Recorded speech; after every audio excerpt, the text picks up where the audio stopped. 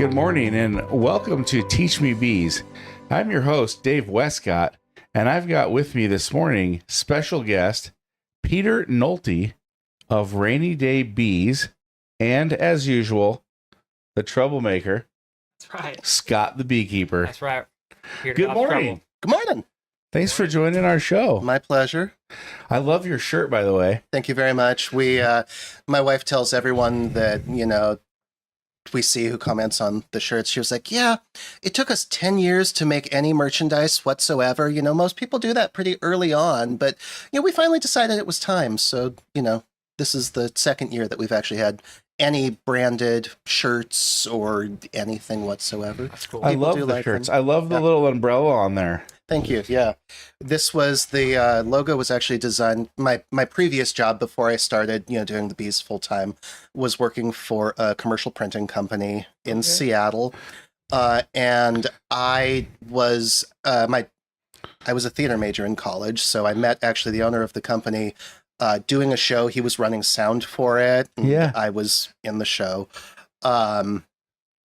He mentioned that he was trying to hire someone. I was like, hey, I need a day job. So he hired me actually to specifically work with the theaters in and around Seattle. So Oh, wow, that's cool. One of the designers that I worked with, her name was Shannon Erickson. She's now married, Shannon Loys. Did a lot of the theater posters around town for a number of years. And she was the one who actually designed the logo for us originally. It's a beautiful logo. Yeah. It was done really well. Thank you. It was, this is of course in, black, but in full color, it's like, it was based on Winnie the Pooh colors. Really? Yeah. That was, That is pretty Thought cool. that through. yeah. That's Is cool. Is the full color version? You can see that on your website, I'm guessing. Yeah. It's on the website. Absolutely. On all of our labels, all of that sort of stuff. That's awesome. Mhm. So, from theater to printing to bees. Yeah. How did this That happen? makes sense, right? Right. It sounds totally crazy. So I've always been interested in social insects in Okay. general. Growing up, I was, my mom would take us out and we'd walk around the, her garden as well as the neighborhood. Yeah. Look, there's a bee, there's a wasp, there's a whatever, which, turned into, okay, I've got a little jar and learn to, catch the little bee and, ooh, it's a bee. That's so cute. Let it go. Catch the fly, let it go. Catch the wasps. My mother screams, Peter, let it go. And I mean, that was early on. I learned that, bees, wasps, we don't need to be afraid of them. It's like even the wasps with the Peter, let it go. Yeah, I never got stung a single time, catching a wasp or a bee or whatever in a jar and letting it go. They have no interest in us. Right. But they are super interesting to look at, to see how they develop, all of that sort of stuff. When I was a kid, there was a computer game by Maxis called Sim Ant. Okay. And you took over an ant colony and basically tried to drive the humans out of the house Okay. by forming ant colony after ant colony after ant colony. So once again, Maxis, they did the Sim City games. So it's all about developing and building and learning to some extent. So, that one wasn't, massively scientific, but learned about, the different castes of ants specifically and how they mate, how they... So ants are a social insect as well. Absolutely, yeah. Social insects, ants, honeybees, bumblebees, wasps. Not all wasps, obviously. There are lots and lots of solitary wasps, as well as lots and lots of solitary bees. Yeah. But yeah, all of those have at least groups of social insects within. I think that all ants are social. I'm reasonably confident of that. But maybe someone will correct me on that if they know of a. That's okay. We get fact checkers on here all the time, so Right. We're always fact checking each other. You could Google it, and you might get 3 different answers. I'm sure we will. But anyway, that developed into going off, went to the Puyallup Fair, which is now the Washington State Fair. Yep. Saw the beekeepers there, looking at the observation hive. Beekeeper came over to me in, middle school. I was like, hey, do you want to keep bees? And I was like, I can't keep bees. I live in Seattle. He was like, no, you can totally keep bees in Seattle. My parents took me away and they said, no, Peter, you cannot keep bees in Seattle. We have already let you keep chickens. You don't get bees too. Which was probably wise of them. I will grant that now.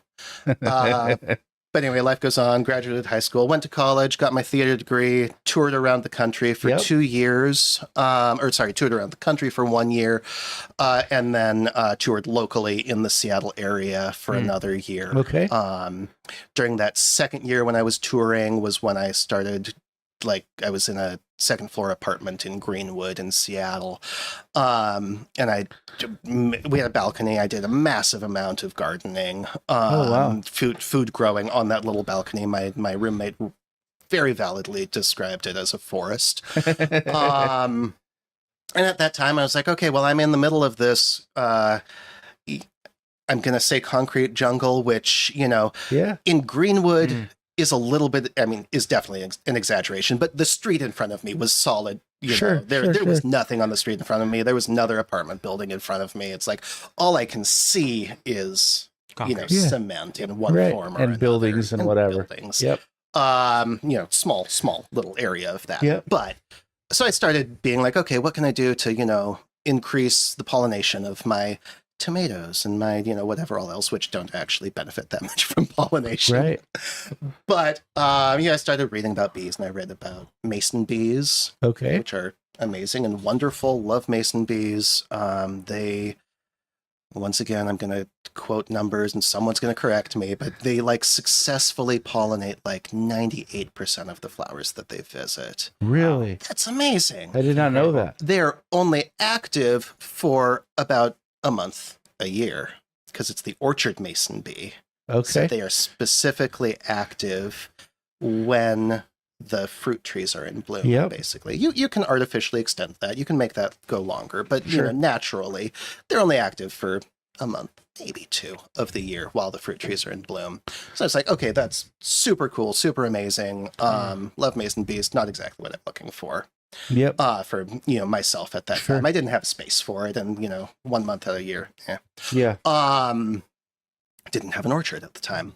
Then I started reading about bumblebees. Okay. Also, very very impressive bees. Yep. They're actually social insects, so I'm getting kind of more into my interest area. They're a little more heavy set. A little bit more heavy, absolutely. A little more I hang out with those guys. People joke that they shouldn't be able to fly. They're not aerodynamic. They're fuzzy. They're like a cargo plane, man. Yeah, absolutely. Also, 80%, I think, is the number. 80% of the flowers that bumblebees visit, they successfully pollinate. Wow, that's stunning. They don't make honey, of course, or they make very, very, very small amounts, for personal use. Sure.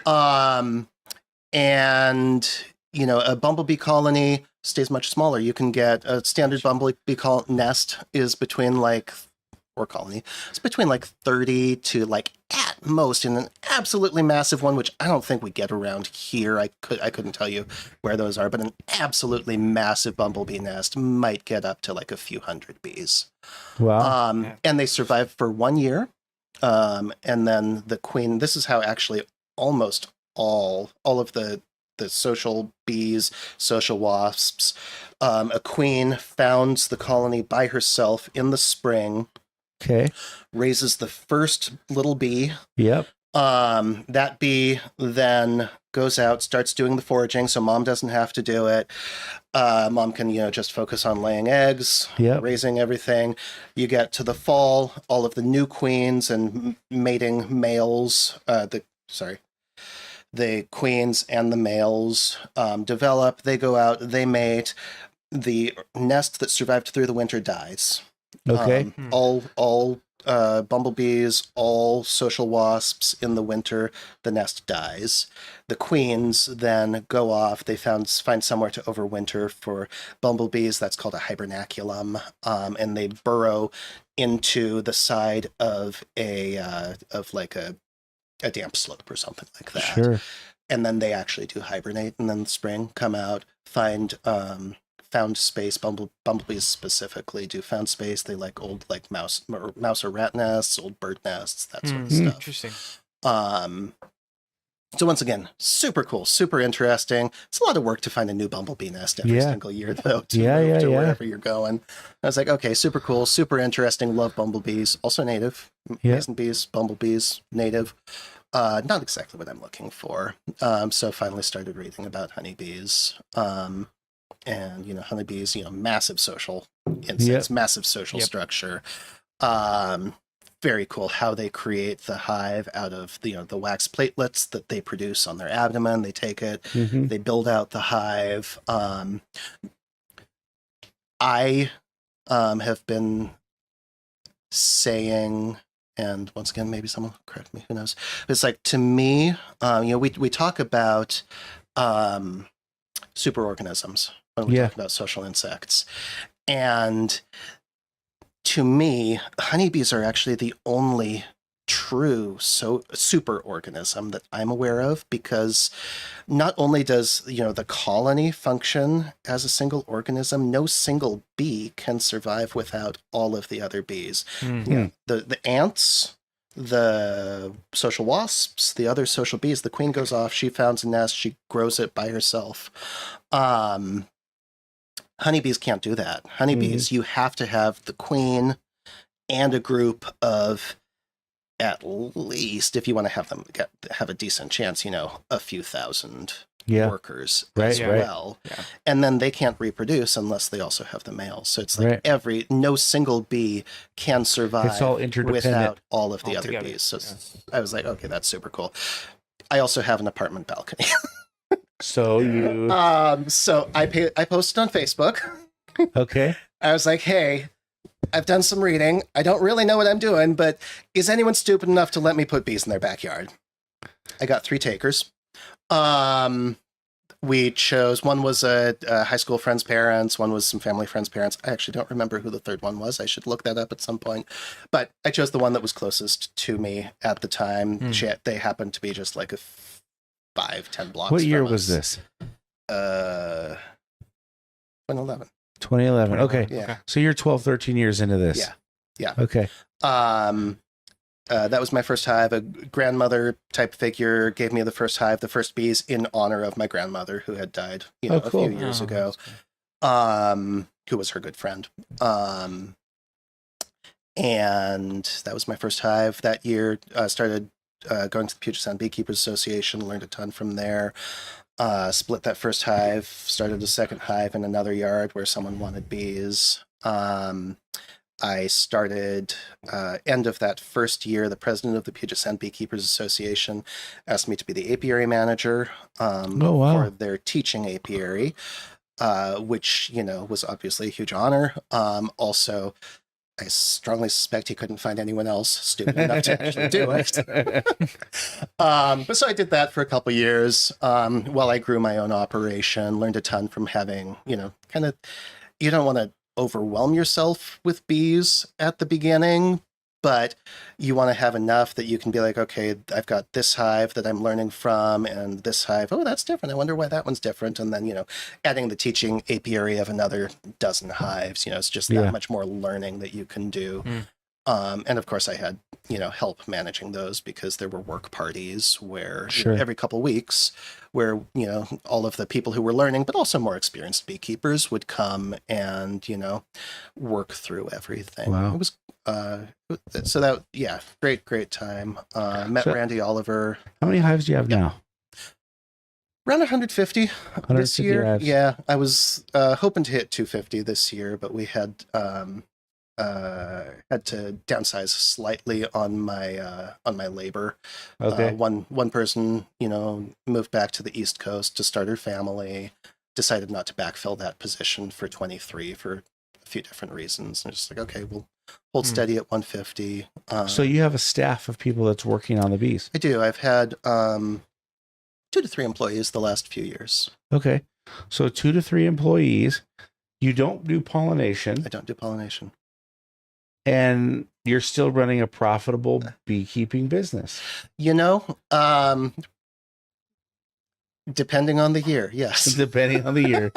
My main business is snow removal, so I will say depending on the year as well. Yeah. I live in Mother Nature's roulette wheel. Yeah. It was, the last few years have been rough. Obviously, we had COVID, which didn't affect me as much as a lot of other businesses because I am in agriculture. Sure. So, we were able to keep working on all of that. But, it did make work harder in different ways. We also, COVID happened like right at the beginning as we were going into a fairly massive renovation on our workshop. Okay. So we had just moved in beginning of 2020 to a place that had a 900 square foot accessory building. Okay. That we were like, okay, that's going to be the bee building. Yeah. We're going to, it was just a big garage essentially at the time. So it's like, okay, doing a full build out, heat, 200 amps of electricity. Sure. The walls, the original plan was to add a partial second story as well. Okay. So that got started, but then due to combination of COVID and some contractor issues, contractors can be the worst. Yeah. We didn't actually get finished until spring of this year. That's horrible. So it was really horrible. So I went, 2020, 21, 22, first half of 23. It's like I didn't actually have any real dedicated workspace, which just created a massive amount of extra labor because it's like, okay, I need to extract honey. I have to tear down whatever was there before in my temporary space, put up honey extracting. Okay, I need to, build equipment. I have to tear down everything, reset it up for building or painting equipment. I need to, whatever.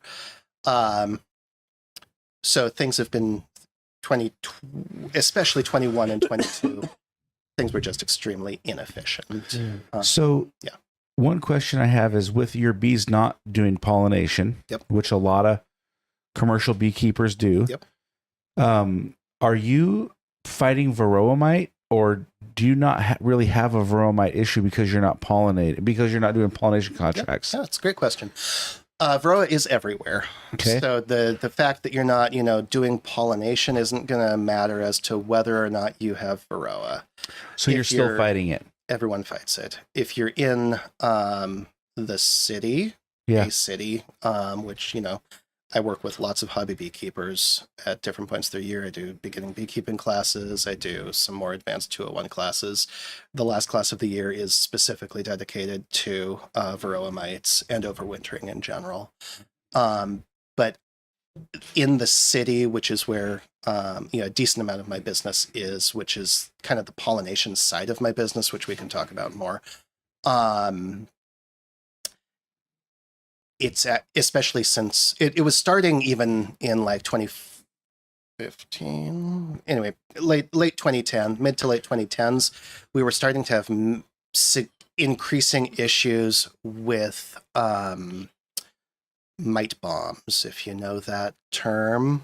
I don't know that term. You don't know that term. So when a colony collapses from varroa mites, because varroa doesn't actually kill the colony.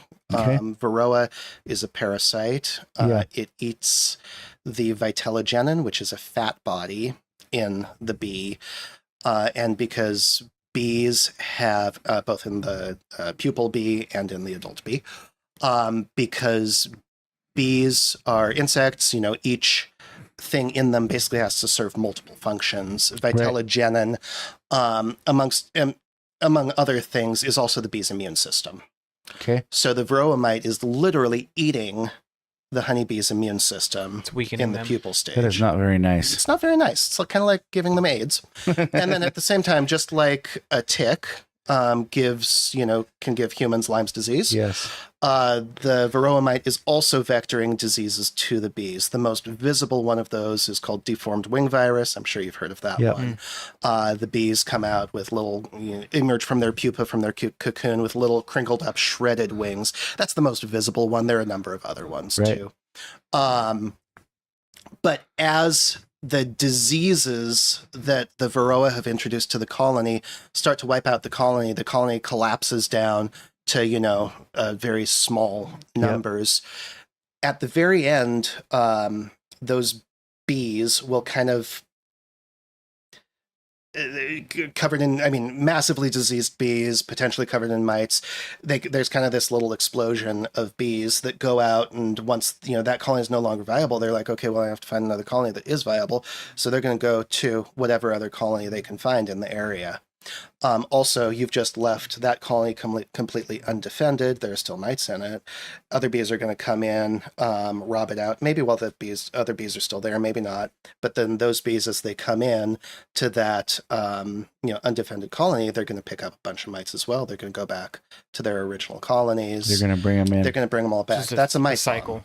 Yep. So then what we've had in the city is, since, as I said, late 2010s, but it really, really accelerated in during the pandemic, is that we've had a chain reaction where no matter what you do for your bees, I can treat my bees in mid-August, get everything perfect so that they've got their 3 brood cycles of clean, no mites. They can work all of those diseases out of themselves before they shut down brood rearing in mid-November, depending on the year. Can be October, we have a lot of variability in that in our area, depending on the year. But you get, I cleaned up my bees, but then suddenly, my neighbor's bees start collapsing. I suddenly have epidemic level of mites again. Really? Immediately after I treated. And that mite immigration continues through the fall. So it's not like I can even just do one more flash treatment. Yeah.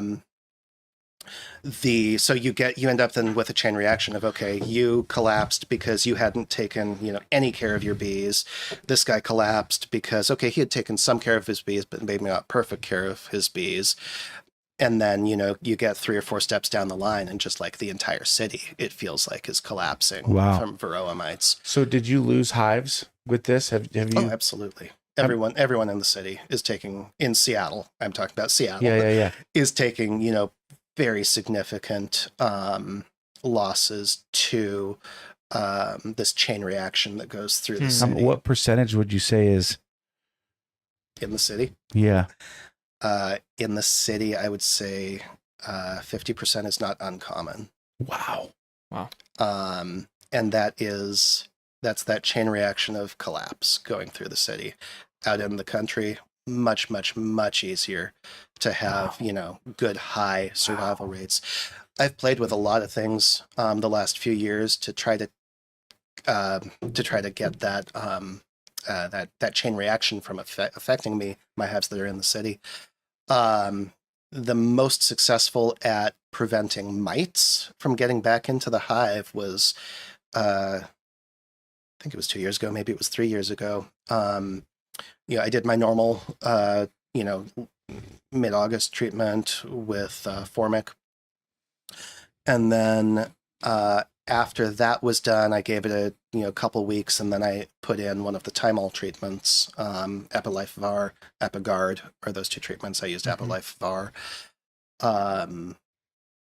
Very successful at reducing mites. All of the hives that I lost that year, I did not see a single bit of mite poop in them. Okay. No sign of mites at all. Didn't significantly affect overall survival, though, which was confusing to me. Mm-hmm. Until I was talking to Randy Oliver the next summer, I think. He's a not large beekeeper. He's a beekeeper and bee researcher down in California, about treatments. And he talked, said something about Thymol being a brood suppressant. I was like, I did not know that. So I'd done my flash treatment, took my 2 weeks to let them kind of get a little reoriented, put the Thymol in, and the Thymol is basically a 1 month treatment. Yeah. So that's 1 month of reduced brood rearing. We also then had an early fall, so the bees shut down, or early cold season, so the bees shut down brood rearing early. The bees didn't have their 3 brood cycles. They probably were lucky to have 1 full good brood cycle. So they still had all of those viral diseases, the disease complex that actually is what kills the bees. Because of that late Thymol treatment, didn't have an opportunity to raise the healthy winter bees that they needed to raise. Thymol is a great treatment, both the Apigard and Apilife Var I use frequently at other times of year. Even, later season, if I'm not specifically trying to deal with, that mite stuff. I wouldn't use it probably as a mid-September treatment anymore in the Seattle area because of, what happened that year. Yeah. But I frequently, on new splits, nukes that I'm planning on overwintering, frequently use that as my late summer treatment. Very, very effective. Great at killing mites. It's very interesting. And as I said, so much easier to keep your hives healthy out in the country in less dense bee areas than it is in the city. I mentioned the pandemic earlier, that suddenly kind of accelerated it. We had a lot of new beekeepers in the city during the pandemic. You probably are aware of that. Sure. Makes a lot of sense. They also didn't have access to the beekeepers associations. They didn't have access to mentors. Right. They, were very much learning it, hopefully learning it from books or off the internet or whatever. They didn't have any much, at least local knowledge to help them. And my strong assumption is that a lot of them didn't really do that much research. Right. Yeah. They were just like, we're home all day. Let's have a beehive. Exactly. We'll make our own honey. Exactly. So suddenly, 21. Boom. It was awful. 22, maybe a little bit better. 23. We'll see. Yeah. People do tend to, after buying bees for, 2 or 3 years and having them die every year, they tend to figure out that they either need to, do a whole lot more research, start going to the Beekeepers Association meetings, get a mentor, or just give up. Get a mentor, give up, or go to the beekeeper. 3 crucial points for today's call. Get a mentor, give up, or join the Beekeepers Association. You've heard it right here from Peter Notle. They're the only options, huh? Do a lot of... Okay. No, it's true, though. I mean, it's true. Learn what you're doing. There are absolutely other ways. I don't know what the other ways are. Okay. You got to have a mentor. I'm going to be honest. Yeah. I started beekeeping with only having done reading. Yeah. I did not take a beekeeping class. Yeah. I did not get a mentor. Yep. I have never taken a beekeeping class. I have never had a mentor. I have talked to more experienced beekeepers, absolutely. Yeah. I've learned a lot from them, but none of them were ever a mentorship relationship. Right. I absolutely went to the Beekeepers Association meetings. I learned a lot from that. I definitely recommend that. If you can't have a mentor or a class, at least go to the meetings. I did a massive amount of reading before I started. Yeah. A massive amount of reading of books, which is where I recommend. Well, for what? for just basic, somebody getting in. For basic, like, how do you do this thing? Yeah. The one that I tell everyone to read is Beekeeping for Dummies. Oh, that's what we hear every single time on the show. Every single time, it's always the best book. As you kind of mature, what do you think should be added to the library? Start getting the magazines. Okay.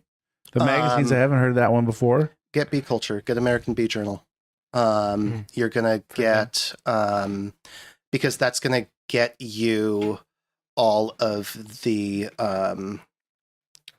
you're gonna get short articles or Yep. long articles, but in digestible amounts, Sure. and it's gonna be both new information and Excuse me. old information. You're not Yeah. gonna be everyone loves, ABC, XYZ of beekeeping. Everyone loves, kind of some of the more narrative ones. Sure. I've heard great things of. We'll That's find, okay. we'll I find haven't, it. I haven't It'll actually come back read the to us. book, but I've heard great things about it. Yeah. Okay. And they do, as I said, they do guide to chickens, guide to, all sorts All of I kinds know what things. this is. I know what this is. But I cannot think of the name for the life of me at the moment. So, what is It's your okay. business on a day-to-day basis? Yeah. I'm so interested to learn Uh-huh. about what that is. So I do how my business started. Okay. We'll go back. We'll do the narrative thing. We, as I told you, we started beekeeping in people's backyards. Yep. In North Seattle. The first harvest we did, I think the first harvest we did ever, actually, I got like 2.5-3 gallons of honey off of 1, maybe 2 hives. Sure.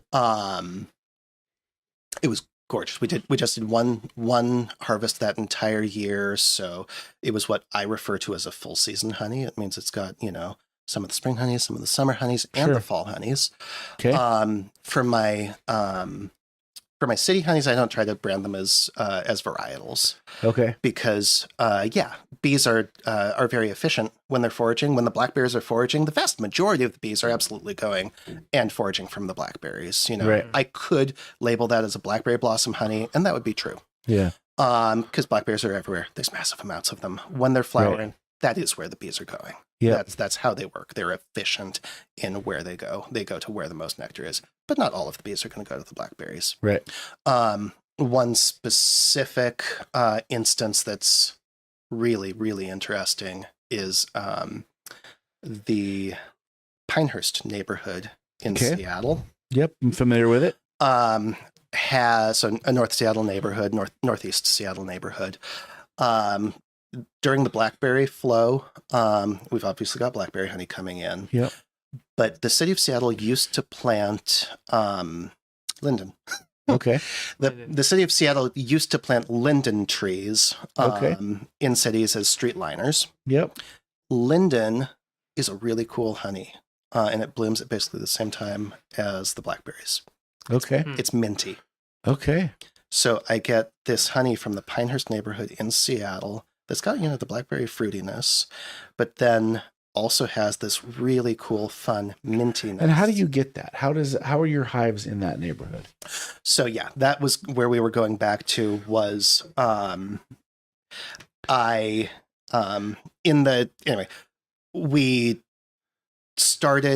we were like, okay, this is super cool. This is like the most complex, interesting honey that I've ever had. It's delicious. The next year we had hives in the Greenwood. So we were actually putting hives in people's backyards in different neighborhoods. Okay. To answer your questions, how I'm like, I get a Pinehurst neighborhood honey. Okay. So that next year I had hives in Greenwood and Fremont. Okay. So still both two North Seattle neighborhoods, Yep. not that far apart from each other. Nope. Do people like word of mouth communicate with each other, and then that's how you get new customers from that? Or There's absolutely word of mouth. Sometimes people post on, like their neighborhood forum or whatever. Yeah. I've got a website. People find me on my website. Occasionally I advertise in different places, but I've never really needed to meaningfully. But so we had these two honeys, spring honeys, maple blossom honey primarily, from Greenwood and Fremont. Tasted them next to each other and they taste completely different from each other. Really? Looked identical, nice, super light color, Fascinating. maple honey. But, the bees are finding, one of the fun things about keeping hives in the city is there's actually much more floral diversity in the city than there is In the out country. in rural and agricultural Yeah. areas. Because you've got whatever people are planting. So, going back to the blackberries or the maples, okay. Or the little we've got- backyard garden. Exactly. I've had years where, after the blackberry blossoms in the country, that's a strong dearth. There's absolutely nothing blooming until the knotweed starts blooming. Sure. Generally, depending on where you are, you can get the fireweed flow, which is why I go up to the mountains, because I want the fireweed flow during that time. I've had years though in the city where, you know, some hives are just in the right place. There's enough irrigation, also important for producing nectar. The plants have to have water. There's enough irrigation. There's enough floral diversity that I just get this slow flow going through the entire blackberry dearth and the entire dearth after blackberry. Wow. And those kind of midsummer honeys that can be produced in that time, they're a little darker, more flavorful. You get the knotweed, of course, coming in later that gives you some really dark, rich honey too. I hasn't come through probably quite yet, but I actually really, really, really like the darker honeys personally because they're I could feel that. The light honeys, I'm like, maple blossom. If you you guys have probably had maple blossom, or you will if you haven't yet. But super cool, light, mild, a little bit of citrus on my tongue when I'm tasting it. Love maple blossom, blackberry blossom, which is like the lightest of our honeys. Blackberry blossom, nice and fruity, very very tasty. Yeah. But I really like those dark, rich flavors from the fall honeys, and I especially like when I'm able to do it. You know, I do sometimes still leave some honey on the hives year round so that they do have some of that maple blossom, and sometimes I harvest and combine with it. Yeah. But, you know, sometimes I do either the way the bees make it or the way that I, you know, blend them, do get that actual full season of like the maple blossom, the blackberry blossom, and the summer and the knotweed and stuff like that all together. So rich and complex. Your hives are, I mean, some are in the rural areas, but a lot are in an urban setting. Yeah, I do probably like a half to a third of my hives are in the city at any given time. And do people rent those from you? Yeah, or how does that work? So on the how do we, you know, make this crunch financially question. So yeah, people pay me. We describe ourselves as a full service beekeeping company. Yep. So I bring the hives to my clients. Yep. I do all of the management throughout the year. I do, you know, take care of them. I in the city, you have to be really careful about swarm prevention. You don't want that because you know people are dense. Honeybee swarms, you know, unless they're heavily Africanized, which we don't have up here, are not dangerous. But they're still scary though. But they're still scary. Exactly. Yeah. Maybe a swarm in your building would freak some people out. Exactly. It's more scary than a lion. I think that actually might be true. People, you know, the swarm comes out, and I mean, people describe it as like a jet engine. Yeah, it's crazy. So loud. So you know, your attention, if there's a swarm, your attention is immediately drawn to that swarm if it's anywhere close to you, because it is so loud, and you're just like, what is this massive cloud of insects? Yeah, you know, very slowly moving, you know, wherever they're moving to. It's intimidating. It's intimidating. I've taken photos and videos of me, you know, standing in the middle of swarms just to be like, hey, people, you don't. It's okay. I'm not saying you should do this. Right. I'm absolutely Especially not saying you should do this, especially if you're allergic. But the odds of you being stung by a honeybee swarm, unless it is heavily Africanized, I'm not talking. I was criticized by people about this. I am not talking about people if you're in Arizona or SoCal or something like that. We talk about this all the time. This is one of our favorite topics. But African bees versus regular bees. We do not, if you're up here in the Pacific Northwest, in Seattle, we do not have Africanized genetics. They don't survive up here. Yeah. You can, you know, a honeybee swarm, I'm once again not telling you to stand in the middle of it, but if you did, odds are very, very, very low that you would be stung. It's physiologically difficult actually for the bee to sting. They've just gorged themselves on honey.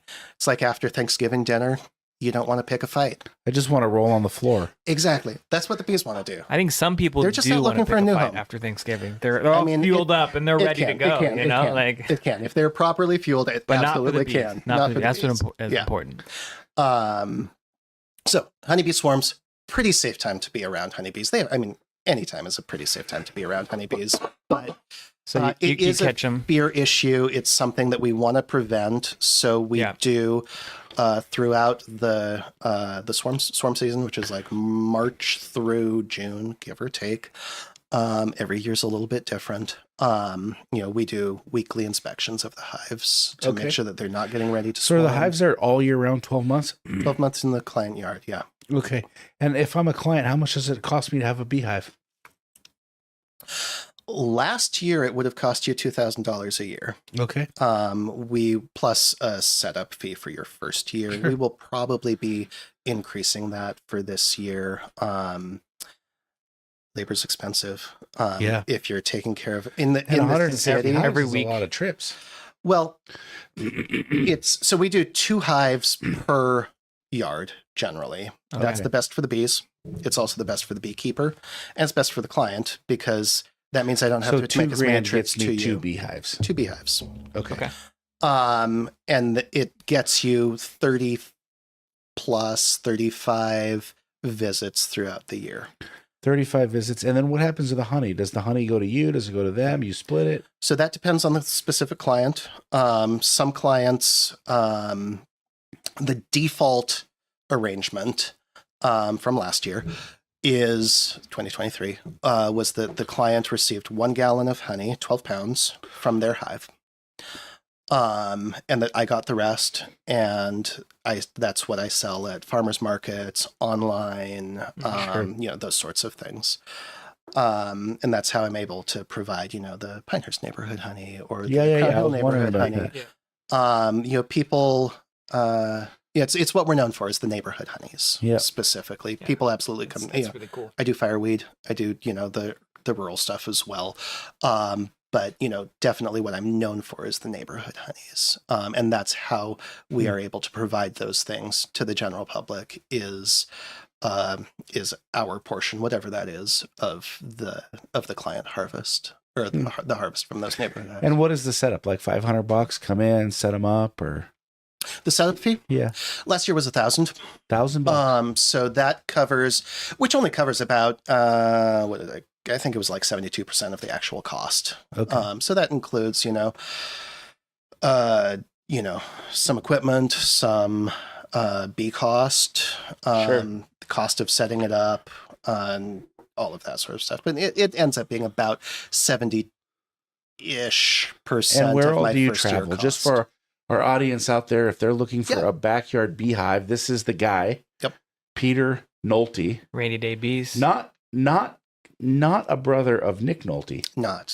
But very similar last name. Yeah. My parents did found Taproot Theater in Greenwood. So Scott Nolte actually was the artistic director there for years and years and years. So we do have a theater background. Okay. But as far as we know, not related to Nick. Not related to Nick Nolte. I do get lots of, are you related to Scott Nolte? If you get a lot of related to, and you are there. So if you're looking for a backyard beekeeping solution, Peter is the guy, and his business is Rainy Day Bees. So if you are looking for that backyard bee solution, please reach out to Rainy Day Bees. They're absolutely fabulous, wealth of knowledge. I just wanted to give you a little shout out there. Thank you. Appreciate it. Because what you do is pretty awesome. I appreciate it. Yeah, no, it's great. It's also really cool how excited the neighbors always are about the bee. Okay, not always. Right. The people receiving the bees or the people around the neighbors. The neighborhood, actually, the vast majority of the time, everyone is so excited about having the bees there on the street. I always encourage new hosts to talk to their immediate neighbors and be like, hey, I'm thinking about getting bees. Yep. Do you have any significant concerns about this? Sometimes someone's really allergic. A neighbor is really allergic. I usually recommend that, we don't do bees in that yard. If a neighbor is absolutely completely opposed to it, I will still probably not actually put bees in that yard because I want to be a good neighbor too. Yeah. Legally speaking, you could. I know all of the laws for Seattle and most of the surrounding cities, and most of them do have specific laws that you are allowed to keep bees if you, check X, Y, and Z boxes. So you You can, there are plenty of hobbyists who do have bees, next with neighbors who aren't thrilled about it. Most of the time, though, if I tell a new host, okay, before they're an actual host, but a prospective host, chat with, your neighbors on either side and behind you, see if anyone has major concerns. Usually they don't. If they do have, some concerns, usually it's really easy to talk them through it. Just be like, hey, we've got, it's going to be 2 beehives, but those honeybees are going to forage over a 2 to 6 mile radius from that hive. Right. The number of additional bees in your yard is going to be minuscule. Yeah. They're going to be flying above head level. You're not even going to notice it. They're really not going to affect you at all. And they're gentle. Exactly. They're lovers. They have no interest in you whatsoever. If they do come to your yard, they're going to plop down into a flower, drink some nectar, gather some pollen, fly onto the next flower, or fly back to the hive. That's the only thing that they're going to do is benefit you. The one exception to that, of course, is if a hive does swarm, it may settle in your yard. Swarms are not dangerous. Call me. I'll come get it immediately. And I do a massive amount of work to prevent swarms, and the vast majority of swarms from my hives are prevented. It's rare that one of my hives in the city swarms. What's like the number one thing you do to prevent swarms? Do you split? Splitting is almost guaranteed to work. Is pretty much guaranteed to work. So that splitting usually is not my first step. Okay. As I said, we inspect weekly throughout the year. Any city beekeeper not throughout the year, throughout swarm season. Yeah. Any city beekeeper should be inspecting weekly during swarm season to see whether the hive is getting ready to swarm. If you start to see the bees drawing out swarm cells, that's not cups.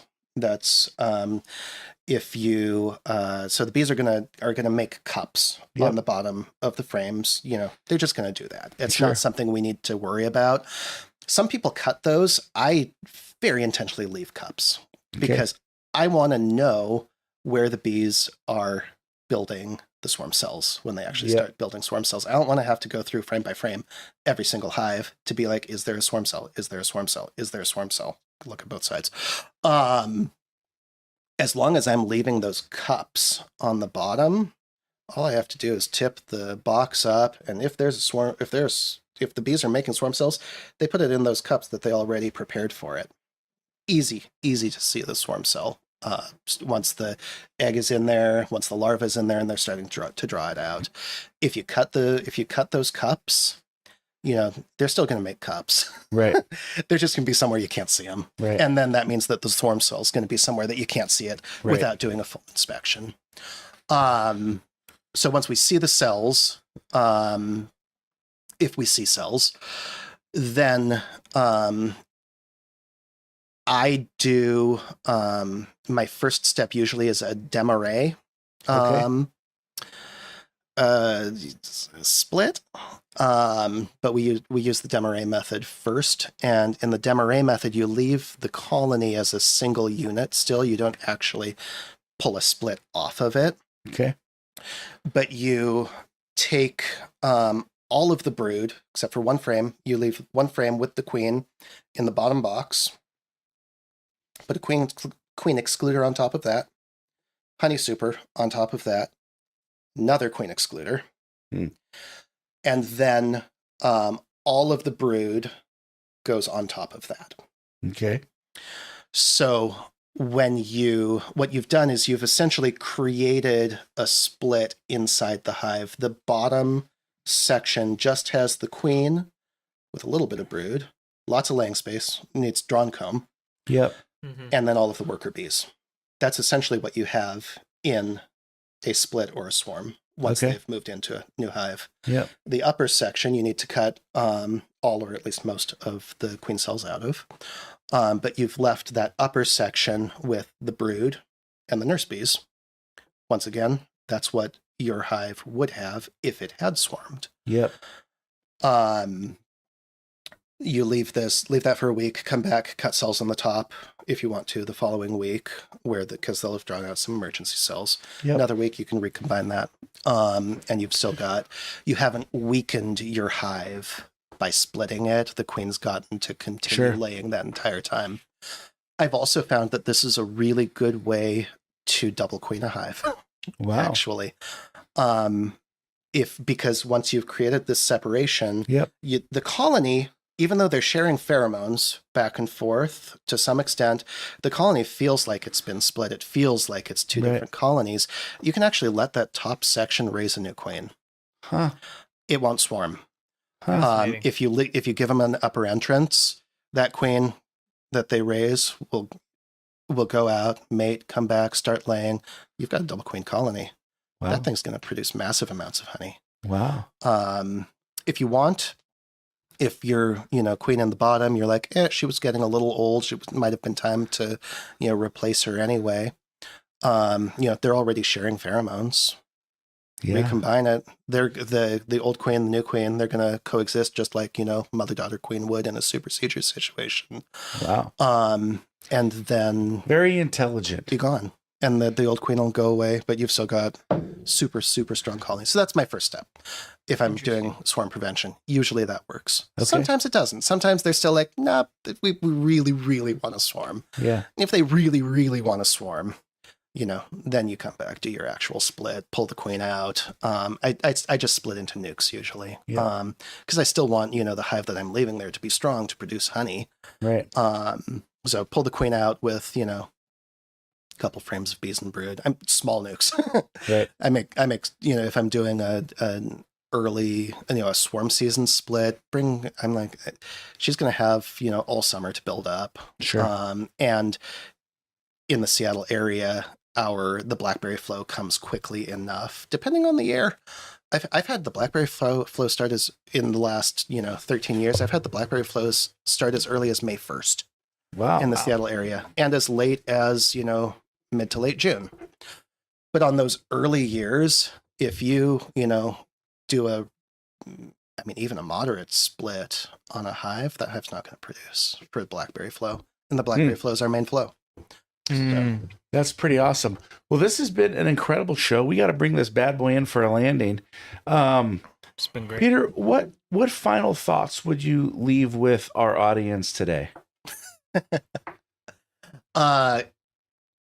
If you're learning to beekeep, I think I just want to, punch back to, find a mentor. Yep. Join your beekeepers association. Yep.